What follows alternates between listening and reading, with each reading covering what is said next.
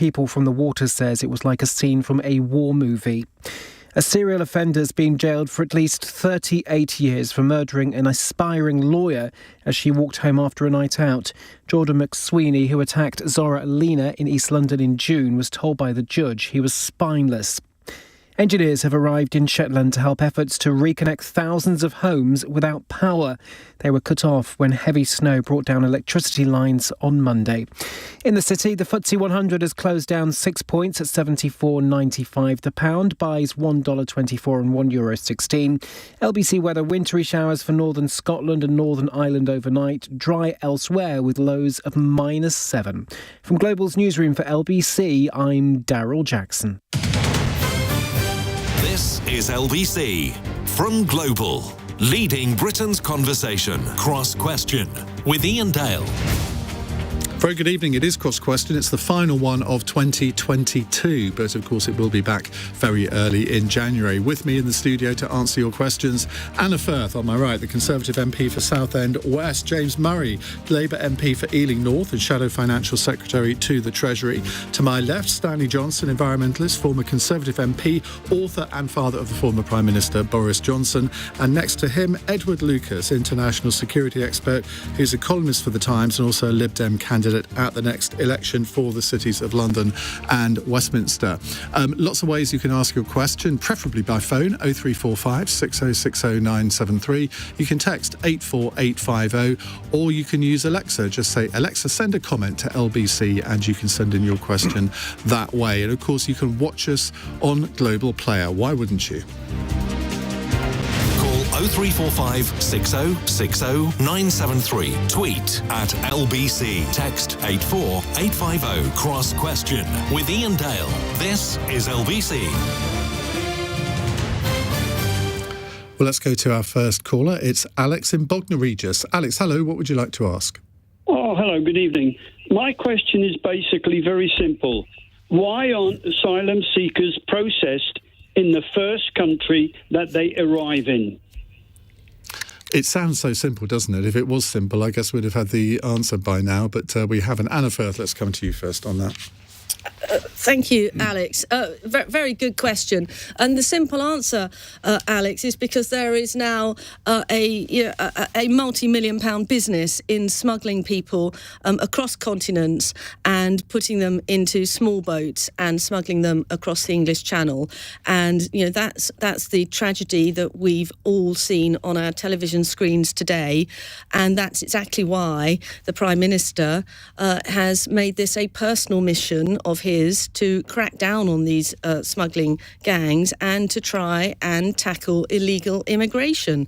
And one of the only way in which we are going to stop these horrendous events happening is if we do have a robust system that deters people from making that dangerous crossing by knowing that if they do make that crossing and then they do arrive on our shores, they will be intercepted by the new small boats Operation Command, and then as soon as they do arrive on our shores, they should be processed, and then after being processed, they should be returned to the country that they've come from. And if they've come from Albania, we have a new agreement with Albania, and that will be over a quarter of people coming at the moment in these small boats are coming from Albania. They will be repatriated back to Albania and or to their own country, or if that's not safe, they will go to Rwanda and be processed there. And it's only if we take these tough steps that we are going to stop these tragedies happening on a daily, on a monthly basis. If your party had only been in power for the last 6 months or a year, a lot of that would be true, but of course the Conservatives have been in power in one form or another since 2010, and the small boat crossings have been a real issue for at least the last two and a half years. Yes, measures have been announced this week, but they're mainly sort of medium to long-term measures. They're not actually going to do anything to solve the problem right now. We've had 4 people die today, 27 people died in November 2021. People are going to start asking, what will it take for some immediate action to be taken to prevent more people dying? No, well, you're absolutely right, Iain, but the small boats crossings have quadrupled in the last 2 years. There used to be about 8,000 that came across the English Channel, and now this year alone it's over 40,000, which is why it's absolutely urgent that we do something about it. Now, my understanding is that the new agreement that we have with Albania will enable us to repatriate people. We have a returns agreement with Albania. That's something which we can do immediately. As soon as those people have been processed, they can... But the Germans and the Swedes have been doing that for the last year. We're just too slow all the time, aren't we? Well, much better late than never. And we've now, we've taken these, we're taking these tougher steps. And the sooner we get on with them, frankly, the better. Edward Lucas. First of all, these are people, they're not numbers. Secondly, you're absolutely right. The Conservatives have been in power for a certain amount of time, and it's odd they're only now getting to grips with it. Thirdly, my question is, where is the safe route for asylum? This was a question that was put to the Home Secretary, and she literally couldn't answer it. And if you people are so desperate they're willing to risk their lives and death by drowning, that suggests that there's enormous demand to come to this country because of things that we should cherish, the fact that it's safe and free and actually quite prosperous by world standards. And if people are in danger of their lives and want asylum, there is literally, in most of the world, no safe way they can get there. It's all been shut down, and the result is this desperation. What should be done in the short term? I think Brexit has made it more difficult, because when we were still in the EU, you could actually send people back. There was this rather technical term called refoulement. I think that the first thing to do is to reopen safe routes to asylum. I think Albania is at the poorer end of the spectrum in Europe, and we can be doing a lot more to encourage Albania's prosperity in Albania. But in the end, we are facing an era of enormous migration. Climate change means that it's only going to get worse, isn't it? Well, the problem's going to get bigger. Whether it gets worse depends on whether you hand it over to the people smugglers or actually try and manage it more sensibly. James Murray from the Labour Party. Safe routes is something that Yvette Cooper has been talking about.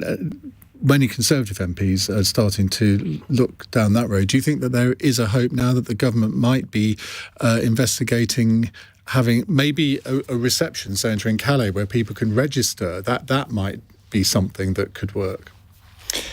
I think the problem is that people don't trust the government to do anything to fix the broken system of immigration and asylum that we've got in this country. As you said, Iain, in your introduction, some of the excuses we hear from government might make sense if they'd been in government a few months. But after 12 years, when the government talk about there being a broken system, the obvious response to that is to say, well, you broke it. Or you presided over that broken system. But the problem is people don't trust the Labour Party to mend it, and because they don't trust Labour on immigration either. Well, look, I think people do trust the fact that we're setting out a plan for dealing with it, for getting down, making sure we're processing those cases rather than letting the accommodation bill rack up and people spend months and years in limbo. And we've set out how, rather than pursuing unworkable, unethical gimmicks like the Rwanda plan that the government have come up with, we would have spent that money on the National Crime Agency to tackle the criminal gangs at source. The government, it feels like when the government are talking about National Crime Agency,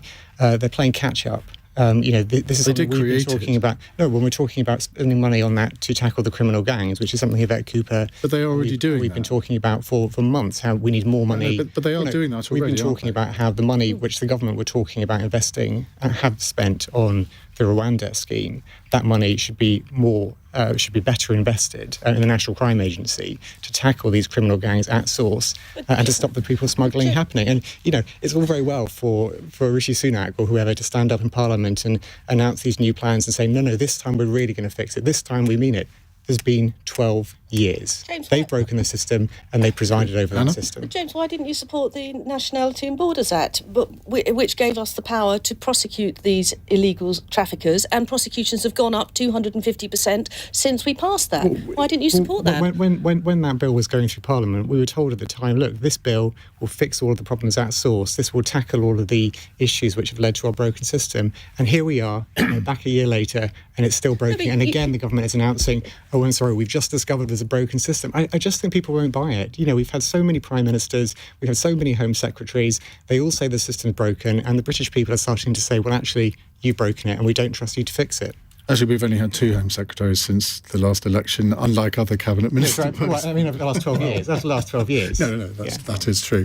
Stanley. This is the question we had was, why can't asylum seekers be processed in the first safe country they come in? Now, my recollection is that we had the Dublin Agreement, and I think the Dublin Agreement provided exactly that. And one of the problems, I'm not going to rewrite history now, but one of the problems about Brexit is that a lot of good things which we had, which made us able to work together with our European colleagues, have been demolished. I think we need to take this as an example of the way we have to lean out now to Europe, say, look, we're out, of course we're out. Nonetheless, we have to revisit some of the old arrangements we have. That's the first point I'd like to make. Second, on that... Why would they want to play ball with us on this? Because we are part of the same geopolitical area. That's why. Yes, but what it means is that instead of people coming here, they would stay in EU countries, particularly France. There's no incentive for the French government to do that, is there? I think if they don't want to cooperate with us on this, then of course it may well be that our people will start taking a slightly tougher line on it. And we at the moment are picking them up just as soon as they get out of French waters. Maybe we won't do that any longer. So these are the things which we're going to have to. And the third point, very very briefly, is actually the idea that the Albanians as a right of asylum, that's very difficult to understand, given that Albania is pretty much a safe country. Edward, you wanted to come back?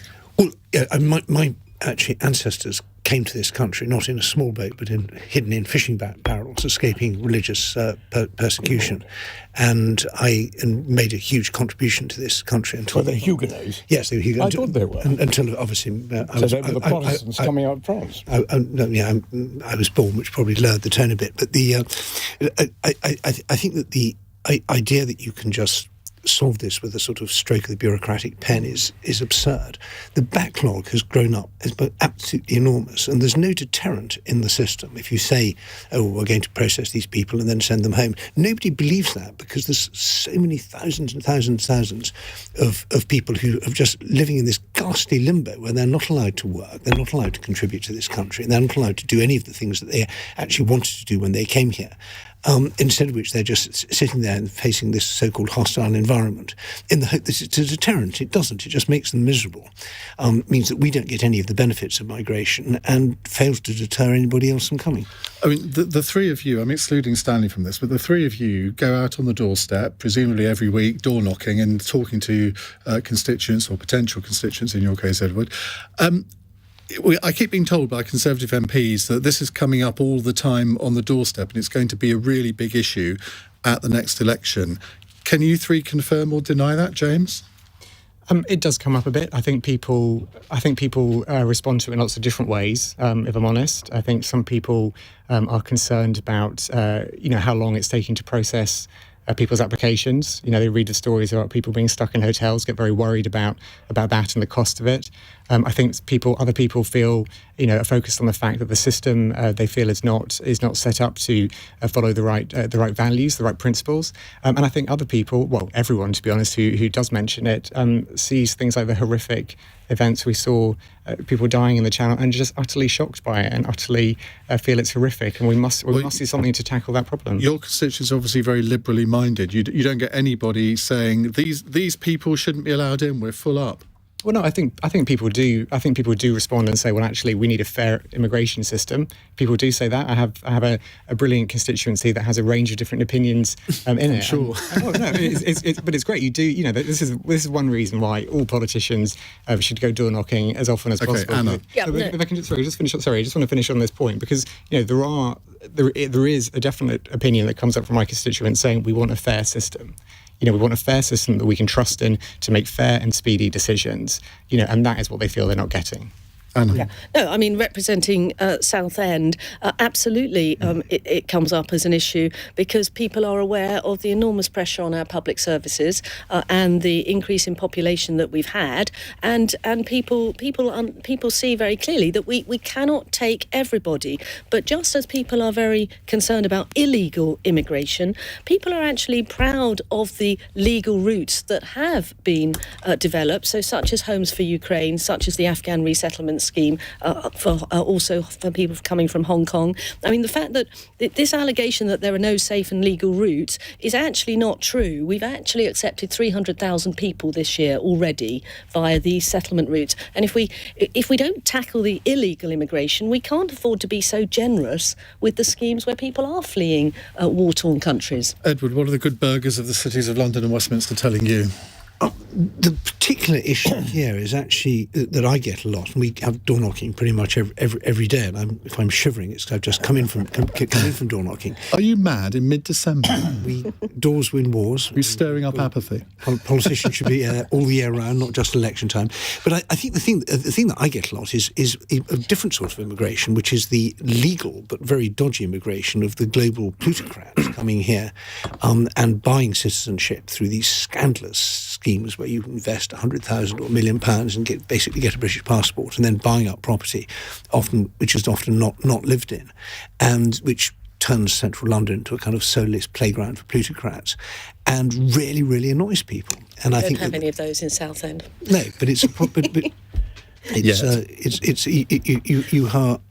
laugh at it, but if you haven't if the house next door to is owned by an offshore company and you have no idea who the real owner is, and you see people swanking around with these enormous noisy sports cars at all hours of the day and night, you feel this isn't really your home anymore, and that's far more alienating, I think, than these worries about the political asylum from the wretched of the earth. Right, we will move on to a different subject in just a moment. You're listening to Cross Question on LBC. It's 16 minutes past 8. LBC.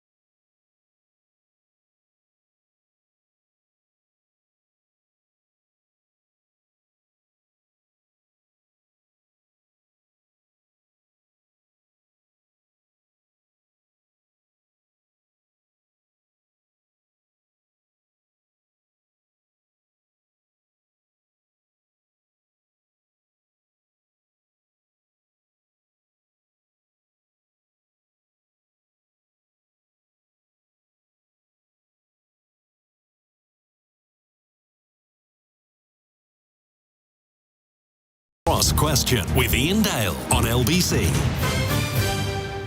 Just in case you've forgotten who our panel are tonight, we have Conservative MP Anna Firth, James Murray from Labour, Stanley Johnson and Edward Lucas, columnist for The Times and a Liberal Democrat parliamentary candidate. Right, next question is a text question from Jenna in West Hampstead.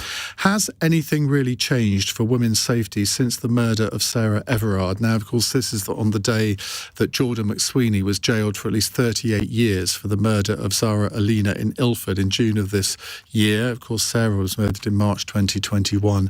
And I'm going to come to you first because women's safety is something that I think it has really crept up all agendas, not just political agendas, but I think it's something that the media take a lot more seriously than maybe it used to. Has anything changed in this area, do you think? It's certainly changed in terms of prosecution rates for sexual offences, and I wish I had them all on the top of my head, but prosecution rates are definitely up, which I think is a positive thing. It's definitely changed in terms of being on the government's agenda. This is something which is regularly discussed, and there's lots of questions about this issue now in the House of Commons. Every time the Kemi Badenoch, the Equalities Minister, comes to the House, this is always a big topic. So awareness is massively increased. And as a female MP myself, it's certainly something which I prioritise. And it may just be a very, very small thing, but things like lighting are actually really important.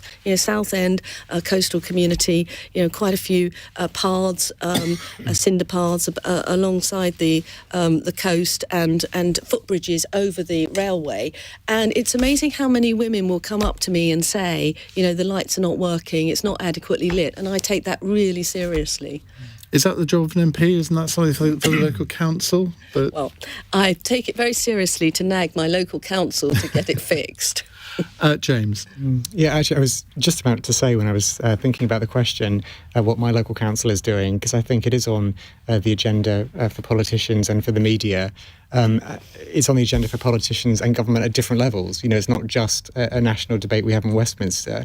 It is one where I think councils play a really important role, not just in working with the police and all the other agencies, but also in those really practical issues around making the public environment safer, better lighting, and so on. I think it is a bigger issue. Well, it's an issue which is talked about more than it was a few years ago. I think it's one that has higher profile than it did a few years ago. Any progress obviously is welcome, but I don't have the statistics. I don't get the feeling that people have full confidence in the level of prosecutions for violent crimes against women and girls. I don't have the statistics in front of me, but that is the feeling that I get from talking to colleagues of mine. And Stanley Johnson, this is not just a women's issue, is it? It's the men who are perpetrating the violence against women and girls, and there's got to be, I would have thought, a much bigger emphasis on education here. No, I'm sure you're right. Actually, just seeing Anna there reminds me that, of course, Anna comes from David Amos's constituency, and I was very heavily involved with David on all sorts of animal welfare issues. So, of course, he also had a bit of random violence, which was actually tragic. Yes, and you've got a very good point, actually. When I listened today to the proceedings in the court, which are going on, it was shocking to me that this man, who has now been found guilty and sentenced, I think, for 38 years in jail, he wouldn't even come to the to hear the verdict. It made me feel really, really sad about this. And yes, it is, of course, absolutely for men to. I don't know where it all comes from. It's very, very hard to say. I mean, that story was just so awful. She went into a supermarket trying to get, and he was waiting for her outside. Anyway, sorry, it's difficult to go on talking. One's almost speechless. Edward? Well, first of all, half the population is in a state of mild fear whenever they leave their homes, and sometimes even when they're in their homes, and that should be a much bigger issue than it is. There's clearly some deep social things going on in this whole incel culture, which is particularly prevalent in America, but I think is coming over here. Sort of incel. What does that mean? Incel? Involuntary celibate. It's misogyny raised to a level of a sort of cult. But I think the first thing to say is it really is the criminal justice system isn't working, and one of the reasons it's not working is that it's been starved of funds, and for systematically over the last 12 years, so that the Crown Prosecution Service is operating on sort of one cylinder, and the courts don't work. And if you do manage to report a crime, the chances of the police actually catching the criminal and then bringing it to a court and the case actually ending in prosecution are very low. And one of the reasons for that, of course, is also that the police spend a huge amount of time dealing with completely pointless drug crime. And if we legalised cannabis and other soft drugs, that would immediately free up the police for other stuff. And I always think there's a kind of wetness about the police which really shocks me. Just literally 5 minutes from here, there's a large council estate. I went for a walk and talk with the local police constable, who was a very admirable person. But I said, where do you live? And he said, I live in Kent. And I said, well, why don't you live here? And he said, it's not safe. I thought, how would you feel if you went to a restaurant where the waiters wouldn't eat the food? And it's astonishing to me that there are 3 police constables literally in this area here where we're sitting, and 2 PCSOs, and not one of them lives in the place. Well, that's partly because they probably can't afford to. No, I asked about that. I said I would campaign for Peabody and the other housing associations and Westminster Council to provide some police housing. That wouldn't be difficult. They said, no, we won't do that. I mean, that is profound. I mean, I know this. I used to live just up the road from here, and I mean, of all the areas in London, you wouldn't regard this one where we're currently in as one of the most unsafe. Churchill Gardens estate exactly. is quite, and it feels quite scary going around there at night. And drug crime and gang crime has gone up a lot because there's only one gang unit, and it's been taken off to North Westminster because they've had some stabbings and shootings up there.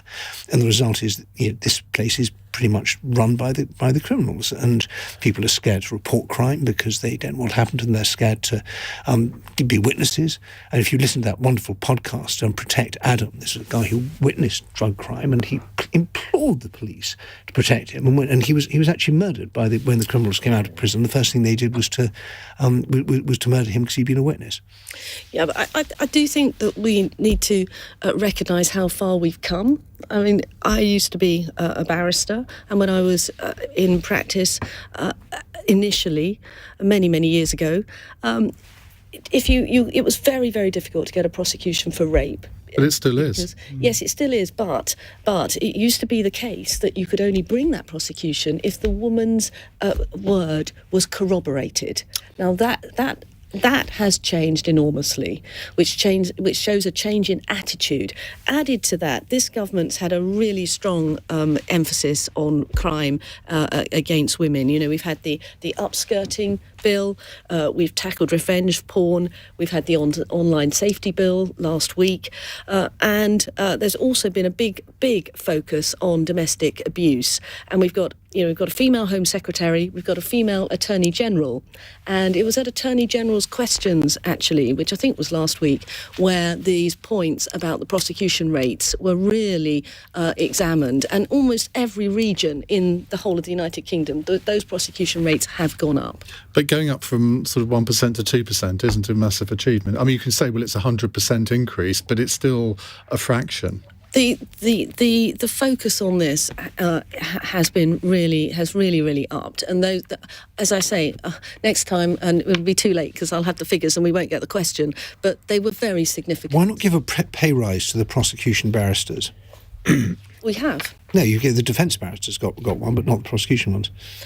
That's true. Thank you. But those negotiations, there will be ongoing negotiations. Barristers are leaving the profession in droves because they are earning less than they'd earn stacking shelves in Tesco's. And you've broken the criminal justice system by starving it systematically for years, and now we're surprised it's not working. Well, believe it or not, I did a speech to the Tunbridge Wells Law Society annual dinner a few weeks ago. And it was a very good evening. It was more like a Tunbridge Wells Rugby Club dinner, it turned out in the end. But this was a big topic of conversation, the fact that even if we can survive the next few years with people leaving, there are no younger barristers coming into the criminal prosecution profession, and that we're storing up a lot of trouble for ourselves. I mean, you must recognise that being a former barrister. Yes, and on this point, I do agree with what you're saying, Edward. The 15%. A pay deal for defence barristers. Obviously, it's over several years, not backdated, and it's the first one they've had for many years. But clearly, we have got to look at the CPS as well. Well, if you're a new government, that would be fine. But this is a problem you've been sitting on for 15 years. The criminal justice system wasn't in great shape under Labour, I have to say.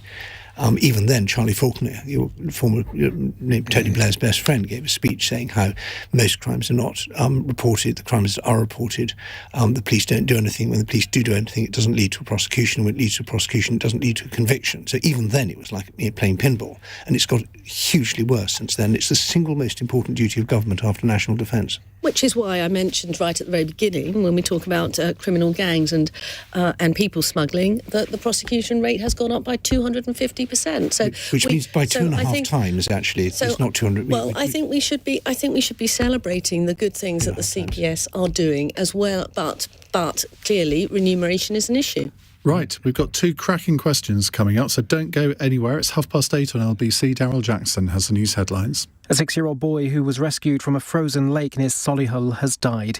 He'd been in intensive care since Sunday. 3 other boys, aged 11, 10 and 8, also lost their lives.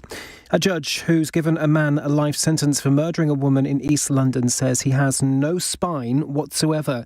Jordan McSweeney, who's 29, killed law graduate Zara Alina in Ilford in June. And people on Shetland have been told they could be without electricity until the end of the week. Nearly 3,000 homes have been cut off since Monday following heavy snow which brought down power lines. LBC weather: wintry showers for northern Scotland and Northern Ireland overnight. Dry elsewhere with lows of -7. This is LBC.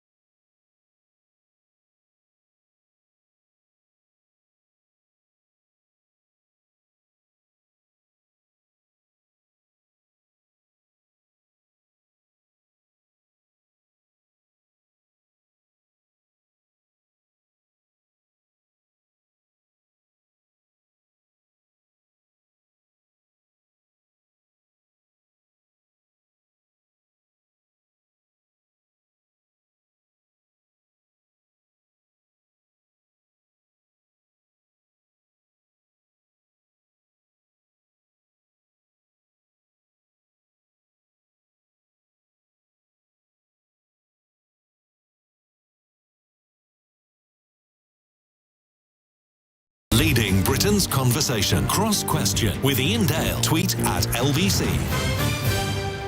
Anna Firth, James Murray, Stanley Johnson and Edward Lucas answering the questions tonight. 0345 6060 973 is the number to call. Let's go to Ulf in Hamburg. Ulf, what would you like to ask? Good evening, panel. Good evening, Ian. I cannot explain why the German government is not giving Ukraine battle tanks like Leopard 2 and Leopard 1. Can anybody on the panel explain to me why the British government isn't doing this either? Edward, let's come to you. We always put these red lines about what we can do, and then after a bit, we realise another 1,000 Ukrainians have died and it's all got a bit worse, and then we decide we can do it after all. So everything we've done since the beginning is too little and too late. And if we'd done 1/10 of what we're doing now back in January, we wouldn't have had what we've got, which is more than 100,000 people dead, millions maimed and traumatised and homeless, and $1 trillion bill for damages to reconstruct it. I think the problem with tanks is the supply chain logistics are tricky, and you've got to train people to do them. But the Ukrainians have shown amazing ability to learn how to use modern weapons. They've confounded expectations entirely on the positive side in their ability, both their determination to fight and their ingenuity and the speed with which they learn things. And I'm afraid that it's still the case that the West's response is too little and too late, and there's a stunning absence of contrition from any of our decision makers for the fact that they ignored warnings for 30 years about what was going wrong, and even now they're very, very slow to pick up and do what they need to do. Do you think the mistake was right at the beginning? I can remember interviewing lots of people saying, well, of course, if we supply all of these things, it's going to antagonise Putin even more and potentially escalate the whole scenario. Well, there comes a point where you surely have to recognise that it's about as bad as it's going to get, and there's, apart from sort of pressing nuclear buttons, there is very little that could now antagonise Putin. He's already antagonised anyway. Well, I wish you were Foreign Secretary. Well, so do I. but seriously, it's been a huge failure from the beginning, and I think that the Ukrainians have really shown, not just on the military front, but also on the sort of values front. They really believe in democracy. They're dying for the sort of values that we sometimes take rather for granted. But it's a failure on the political front, but it's also a failure, I think, on the commentariat front. I didn't think just hang on a second, Stanley. Let me make this point. I can remember interviewing commentator, defence expert, security expert after security expert in the months leading up to the invasion, and they were all saying, no, of course Putin's not going to invade, blah, blah, blah, and they were all completely wrong. It's not just the politicians that got this wrong. I think you were possibly a notable exception. Actually, no, I thought it was a menacing bluff. I told our government on the night before the invasion that they didn't understand Russia properly, so I was wrong on that.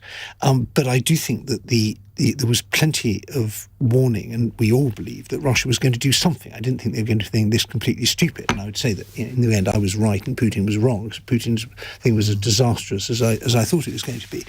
But we could have foreseen this. We were warned. The war started in 2014, and we've been so slow. Exactly. Right, Stanley, you're going to get in. I do. I want to stand up for a former Prime Minister on this point, if I may. Which one? Well, Liz Truss does need some support. No, I'm talking about one with whom I have quite a close relationship. And honestly, I think it must be indisputable that this country did take a very firm and positive line. Not on Russian dirty money. Take a very firm and positive line on the Russian invasion of the Ukraine, and I think we were probably ahead of the game. Certainly, that's what Mr. Zelensky seems to think. So, to that extent, I think the kind of criticism which I'm hearing around the table today is not fair. Now, on the particular point of tanks, that's something which the experts will rely on. But in the generality, I think we have taken a firm line, and I think we're going to do so. Stanley, name one thing that Boris Johnson's government did to deal with Russian dirty money. They absolutely This question was about Putin and the war. Yeah, so I don't. It's a valid point to make, but I don't want to get sidetracked. But do you think that if Boris Johnson had still been Prime Minister, Britain would be sending tanks to Ukraine in the way that the Ukrainians want? Tanks, but no tanks. I think that he would rely on the advice of the Defence Secretary as to how plausible this is at this moment. I wouldn't like to really give a firm view on this one. We also have very few tanks because the government systematically wound down our armoured capability on the ground. It was old-fashioned and not needed, so we barely have enough tanks to defend ourselves, let alone to give to anybody else. And that's a question we're going to return to for our 9 o'clock phone-in, just to get that in. Anna? Yeah, I mean, I disagree with Edward completely. I remember very, very clearly... Stop clicking your pen. Thank you.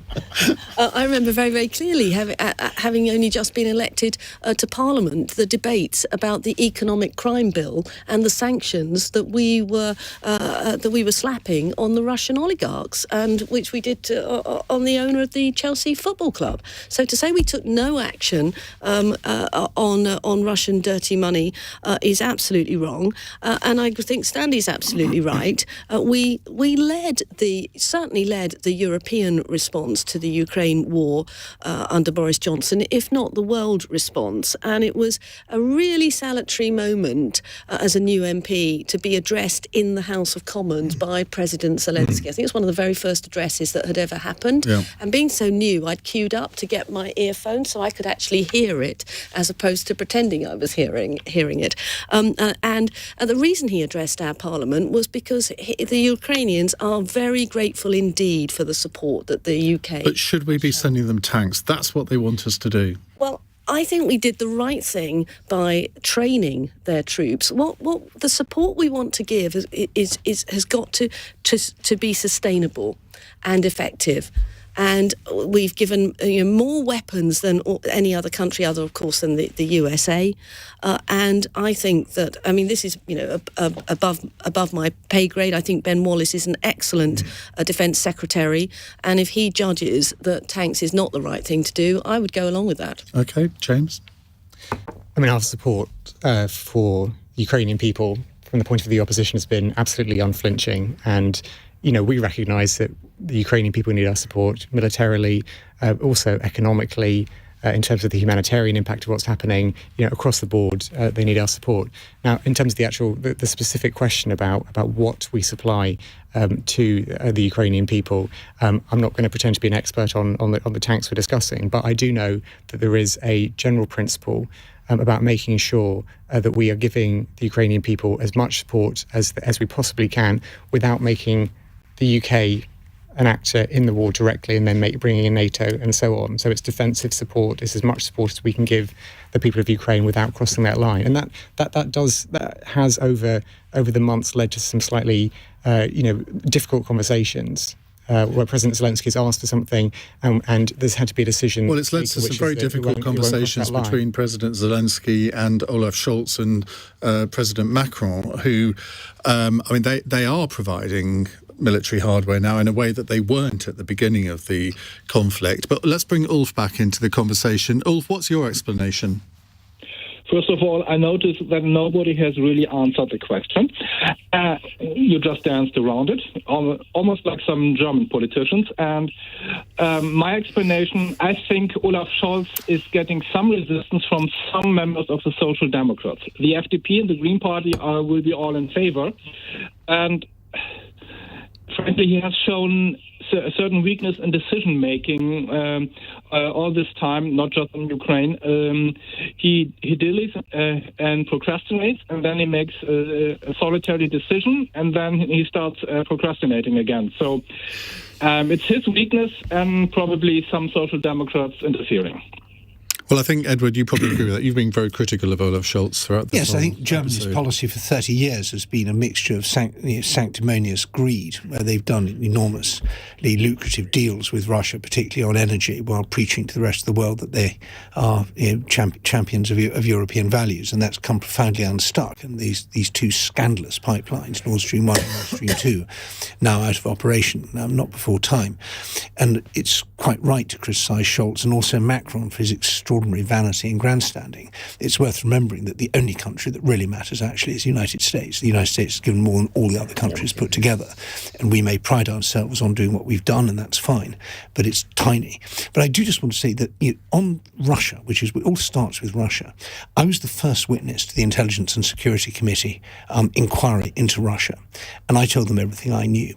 Boris Johnson tried to squash that report because it was embarrassing for the Conservative Party. He made sure it didn't come out before the 2019 election, and then he tried to change the committee so that it would never come out. And I think that's an enormous stain on his record, regardless of what he's done on the military side to support Ukraine. Stanley, don't rise to it. Let's bring. Thank you. Let's bring in a sort of allied question here with Christoph in Wembley Park. Hello, Christoph. Hello there. Yes, I'd like the panel to tell me which they think might have given Vladimir Putin the greater cause for satisfaction. Tomorrow's nurses' strike, as suggested by Mr. Zahawi, or the departure not so long ago from the European Union of one of its most influential and important members. Right.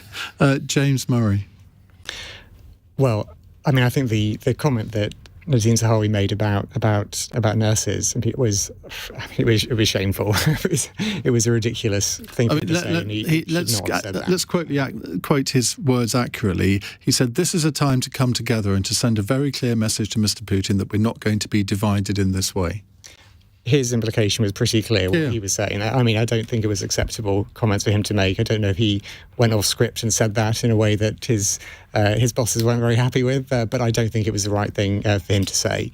It is absolutely right that we should remain united, and I think we have done politically, and in terms of public opinion, in terms of the support for the Ukrainian people. And I think there was an interesting part of this discussion we were having, if I can just very briefly touch on it, about this economic crime and about transparency and about the ownership by those linked to Putin of a lot of property right around here. In fact, I'm sure on our ways home tonight we'll walk past many such properties which are owned in such a way. And there has been some movement since Putin's illegal invasion of Ukraine in terms of bringing forward the transparency. But it took that illegal invasion to get progress on it, and it's still not. And it's still not enough. And that should have been in place a long time ago. And so many of us have been pushing the government for so long on this. I'm going to ask for some brief answers on this one because we're running behind time. Stanley, you voted Remain, unlike your son, who was the prime motivator to get us out of the EU. Do you think, had we known what was going to happen with regard to Putin and Ukraine, do you think that might have given Boris and maybe some others of us time to reconsider? In terms of the question, would Putin be pleased that the UK has left the EU? Yes, I think it's absolutely the case. I remember actually met Putin in Russia in St. Petersburg in 2010 when I was there for the UN on a meeting, and he was in a very grumpy mood, and the British ambassador explained to me that Putin was increasingly worried about the EU pushing for Ukraine to become a member of NATO and Georgia and so on and so forth. And to that extent, I read a novel which envisaged that actually Putin suggested to Cameron that he put some words in the Bloomberg speech saying, yes, we'll seek to get out. So yes, I think it's been a big goal of policy for Putin, leaving aside the fictional part, that he has managed to get Britain out of the EU. I think it's a consequence which we should have foreseen, and we didn't foresee. And who knows? I think we need to rebuild that bridge. So that's my answer to that. And you disgracefully didn't even mention the name of your novel, Compromat. Compromat. Well, there it is. I mean, it was indeed. I have in the novel, I have Putin not only getting Britain out of Europe, but getting Trump into power in America. Well, if you remember, happened 5 months later. Edward. Well, I think it wasn't sufficiently appreciated during the Brexit referendum that the EU is a very important economic security organisation, as well as being all the other things. But I think one of the great things about this country is that we are able to disagree and protest publicly and do things like go on strike. And just try going on strike in Russia and see what happens to you. So I thought it was a completely perverse remark. I want us to be a country where you have the freedom to organise and to protest and do things that the government doesn't like and not end up with your head cracked in jail or worse. Anna? Well, if Putin was in Southend, the wonderful new city of Southend, neither would give him satisfaction because none of the nurses in Southend are going on strike, none of our ambulance staff are going on strike, and neither are our mental health services either. So I do want to give a shout out for the brilliant NHS What about staff. Nadeem Zahawi's comments there? They were crass, weren't they? Well, I think what he was trying to say is that it's always better if we can remain united. But united we stand, it was a crass way to say it. Divided we fall. Well, I mean, I wasn't at the event where he said that, so I don't know the context in which he was speaking. But I think that was probably the general gist. But I think the other important point, if Putin was in Southend, there's no doubt in Southend that people voted to leave the European Union and will be proud of the actions that the UK have made in standing up to him and Ukraine. And we probably have played more of a leading role than we would have been able to if we'd stayed inside. You see, you are the true inheritor of David Amos because you've mentioned Southend in every single answer that you've given, and very well done for doing so. And she made it clear it was a city. Well, indeed. Right, we will take some more questions in just a moment. It's 8:48. LBC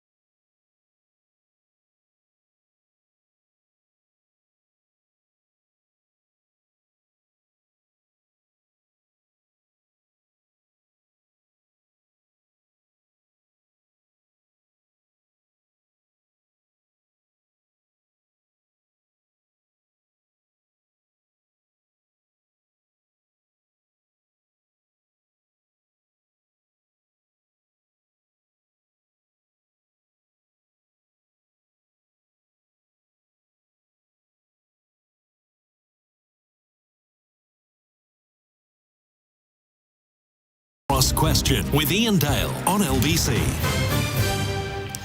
8:49 on LBC. Anna Firth, James Murray, Stanley Johnson and Edward Lucas with us. Anna just said to me, are these genuine questions? Do you not filter them? I said, no, they are genuine people who phone in. We haven't set them up at all. Right, let's go to Lois in Westcliff-on-Sea. Is that part of, that's part of your constituency, isn't it? Lois. Anna is my MP. Hello, Anna Firth. Well, there you go. Hello, so Lois. are you going to bowl her a softball then? Actually, this is a question predominantly for Stanley Johnson, but I am interested in what the rest of the panel has to say, obviously, as well. In light of some of his recent comments on another channel, does he expect British people to fly and drive less, or in fact not at all, or eat less meat or no meat to save the planet and to fight global warming? I must say, I'm not seeing a tremendous amount of evidence for global warming at the moment. And also, just another thing, in terms of the renewable dream that he pushes constantly, how's it going? Because my understanding is that there's no wind and that all the solar panels are currently covered in snow. So I just would wonder what Stanley thought about that. Go on. Well, on the first point, it's perfectly obvious that we all are going to have to fly less, and we are all going to have to... Where have you been in the last couple of months? You've been to China, you've been to Canada. You bet. That's all Shouldn't true. you lead by example? It's all true. Well, I am planting a lot of trees down in Somerset. There must be a hell of a lot of trees, I should imagine. There's going to be a hell of a lot of trees. Now, but coming to the point, it's perfectly obvious that the government's getting together. They have to get together. They have to have programs. They will have programs, and those programs will include, bound to in the end, quantitative targets which different sectors can be allowed to emit. That is just inevitable, and that will include flying. It will also probably mean that we have to make comprehensive shifts away in terms of the kind of things that we eat, whether it's farm-fed, poultry with intensive feeding. But there's some systems which won't be so damaging to the environment. So yeah, the answer is it is going to happen. It's going to happen in the next 20 years in a big way. The change in consumption patterns is going to be forced on us by the need to deal with climate change and to deal with the loss of biodiversity, which is what I've been at in Montreal this week. But the problem is there is a degree of hypocrisy, isn't there? And I remember at the COP26 conference, all these private jets landing at Glasgow Airport, and you think, and you're trying to lecture the rest of us on what we should do? It's outrageous. No doubt about it. No doubt about it. That, of course, so you're doing the same. You're going to all of these conferences, flying there. Fine. And then lecturing the rest of us on it. The time will come when the aviation sector knows that it's got a certain quota it can emit in terms of carbon emissions to the atmosphere, and it'll have to fit within that quota. That's going to happen. So basically, poor people won't be able to go on holiday anymore. It's ordinary people that are going to have to suffer from this because the rich will still be able to do it. Not necessarily. Not necessarily. Who can say? But all I can say is the reality is there will have to be real changes in consumption pattern and the way we live. I'm kind of going to assume, Lois, that you must agree with your constituent. Oh, of course. I think Lois's is the best question tonight. Thank you. No, thanks ever so much. Do you really think global warming isn't happening? No, I'm not saying that. Of course, I'm not saying that. By the question. No, I'm not saying that at all. Well, on your question, Lois. Yes,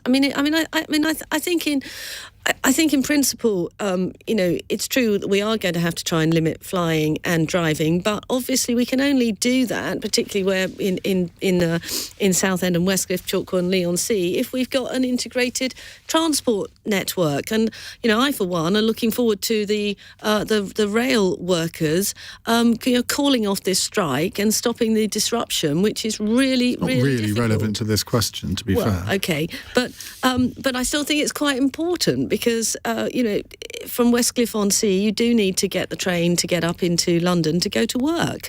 I think we have made tremendous progress, particularly in the area, obviously, of coal and using coal to make energy. I mean, 40% of our energy supply when we came into power was from coal-burning power stations. That's now down to 1.8%, which is, tremendous progress. But yes, I mean... We've just opened a new coal mine. Not a coal mine for generating energy. That is producing coking coal, which is the raw material for making steel. Okay, and we need steel. Okay. We need steel, though, Edward, to and the build. Steel industry doesn't want it. Steel. They're moving to hydrogen. We need steel to build the offshore wind farms, which are powering our renewable energy. Right. Let's not get off on a tangent onto coal mines, if we can, James. I think there's a really important point behind Lois's question, which is about this transition, because we know that we've got to change our economy, our society. We've got to change so much about the way that we live because of the climate emergency that we're facing. And when I think about it, one of the tensions which has been in the discussion, I think, in years gone by, is people think, well, is there some tension or somehow contradiction between what we need to do to tackle climate change and economic growth? But actually, I think they go hand in hand, because what we've been setting out in the opposition is saying, look, we can invest in that green transition if we can invest in insulating properties across the country, invest in zero carbon power system, if we can invest in new electrical vehicle infrastructure and so on. That all tackles the climate emergency and provides economic growth. So I think, yes, there is going to need to be a big transition in our economy and our society, but it's something that we can do if we put our shoulders to the wheel and work with the private sector to deliver it. Edward, quickly if you can, because I want to get one more question in. Well, we're starting 30 or 40 years too late, and that's why it's going to be immensely painful, and the biggest burden is going to fall on the poorest people on the planet who didn't contribute to the problem, and that's an enormous shame and scandal. Right, let's move on to David in Sheffield. David, hello, what would you like to ask? Hello, thank you for taking my call. It's a quick one. Is it about time that instead of constantly having a review to increase the pension age, the MPs started thinking, it's about time we reduced it to 60 for everybody? And supplement to that, I'd love some of these MPs who are making the decisions spend a couple of months doing some of the physical, manual jobs ordinary people have to do, and then see if they could work to 68 doing that job. Well, the government have calculated that reducing the pension age to 60 would cost £251 billion, so I suspect it's not going to happen. Quick answers from all four of you. James Murray. I mean, be a great vote winner, though, wouldn't it? I think as a shadow Treasury minister, I would not be that by the time I walked out the studio if I committed to something of that order. But there is an important point there about different jobs, and particularly if you've got a job which is very physically intensive, and what impact that has on your retirement age. And I think the whole system should be conscious of that. Anna? Yeah. No, I don't think we should reduce the retirement age, David, except for professions where where firemen, perhaps nurses who've done a lot of lifting, where it's really difficult. Because actually, it's a massive success that we've now 1 in 3 girls born today are going to live to 100. We're living longer, and I for one actually don't mind working. I think working is brilliant occupational therapy. I think it's interesting. I enjoy making a contribution, and I enjoy representing Southend. I was just waiting for you to get that word in there somewhere. Having just turned 60, I have no interest in this question at all. Edward?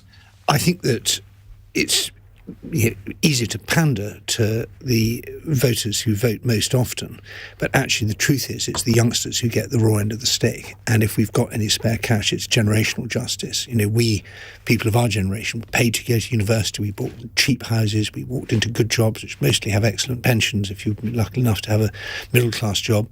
And people in their 20s don't have any of that. They face precarious jobs. They can't afford to buy anywhere to live. They have student debts, and that is a glaring injustice which threatens the whole cohesion of our society. Stanley, the word retirement doesn't really pass your lips, does it? No, I'm 82, and I must say I'm looking forward to a well-earned pension. Just by the way, France have beaten Morocco 2-0, so we have the British nightmare final, France versus Argentina.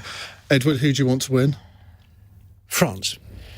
You have to say France. As a new Frenchman, I want France. You've just got a French passport. Well, my grandmother played tennis for France at Wimbledon, and somehow that's all filtered down to me. Anna?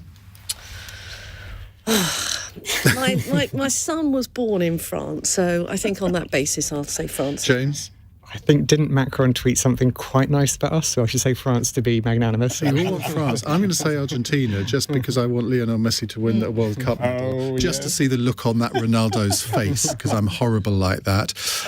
Right, final question from Alexa. Donald in Pendle says, who would the panel like to kiss under the mistletoe this Christmas? I'm not sure I want to hear these answers. Anna? I'm going to be really boring. As an MP, I hardly ever see my husband, so I'm going to say my husband. James? My husband. This is going to be very boring, isn't it? Edward? In real life, my wife, but I was allowed fictional characters. I could go on some. I could. Oh, no, feel free. Well, I'm obsessed with George Eliot's characters. I'm not sure I'd actually want to kiss them, but I'd like to take Dorothea out to dinner and tell her not to marry Casabon in Middlemarch. No idea what you're talking about. Stanley? My younger daughter has just got, of course, a lovely kiss her, but she's just got a lovely collie puppy. And I think I would like to kiss that puppy under the I totally relate to that.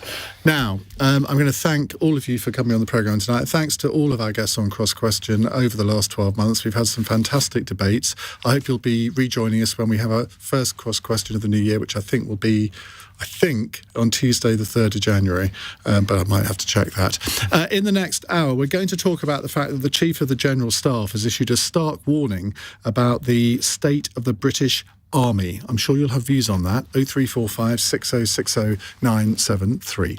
You're listening to LBC. It's 9 o'clock. On your radio, on Global Player, and Play LBC. leading Britain's conversation. This is LBC.